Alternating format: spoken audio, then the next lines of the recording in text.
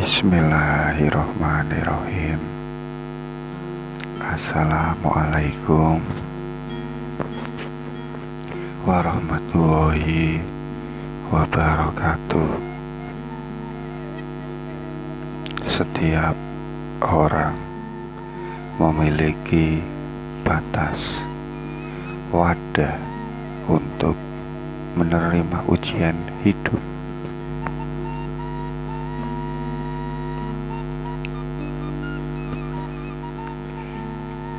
Ujian hidup ada karena untuk kita belajar menjadi manusia yang lebih baik dari sebelumnya.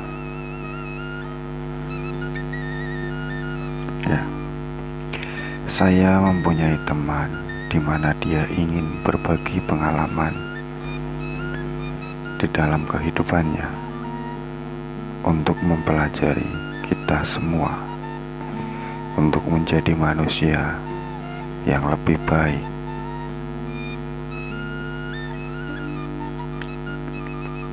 Beliau bercerita tentang memiliki pengalaman di mana semua keluarganya diberi ujian yang begitu berat. Bagi beliau, mulai dari bapaknya yang mengalami kecelakaan yang mengakibatkan patah tulang, bagian lengan dan kakinya berselang kurang lebih 1 tahun. Ibunya jatuh di sumur yang mengakibatkan patah tulang juga. Bagian kaki tepatnya di atas lutut, kakaknya yang belum lama meninggal karena darah tinggi. Lalu adiknya setelah ditinggal kakaknya mengalami depresi, dan beliau sendiri memiliki hutang banyak. Setelah itu, beliau merasa bahwa hidupnya banyak cobaan maupun cobaan yang membuat beliau putus asa. Hanya ada pilihan yang ada di benak beliau saat itu, hidup atau mati.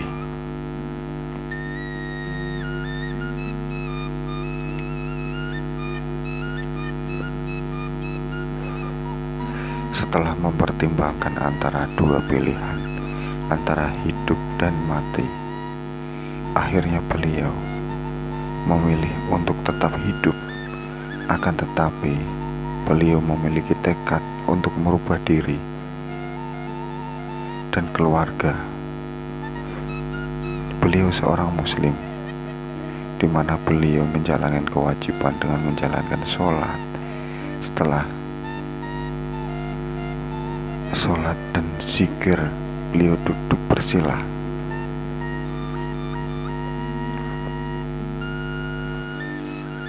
Layaknya kita semua umat muslim berzikir setelah sholat.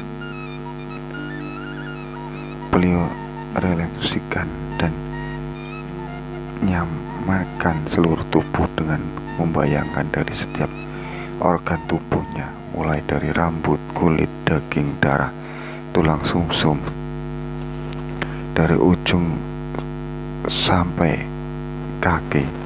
Setelah beliau memohon ampun atas dosa-dosa yang pernah diperbuat dan mensyukuri atas apa yang diberi dari bayi sampai umur saat ini, baik itu dengan perbuatan yang sengaja maupun tidak sengaja. Setelah itu beliau mempunyai satu kepercayaan di mana beliau menekankan diri bahwa dirinya percaya dengan mengucap, "Ya Allah, hamba percaya Engkau yang akan membimbing hamba ke jalan yang lurus ke depannya." Setelah beliau percaya dan pasrah atau berserah diri kepada Tuhan yang Maha Esa. Lalu beliau meyakinkan diri dengan mengucap, hamba yakin pasti berhasil. Melihat dari apa yang beliau percaya dan yakini, itu adalah sebuah kunci untuk diri menuju apa yang akan ditinju akan kehidupan kedepannya. Tak lama kemudian, di dalam duduk bersila dengan mata terpejam, beliau tersadar bahwa kita memiliki pikiran atau cipta yang memang tak terlihat untuk menampung ide-ide, gambaran, imajinasi. Lalu beliau memahami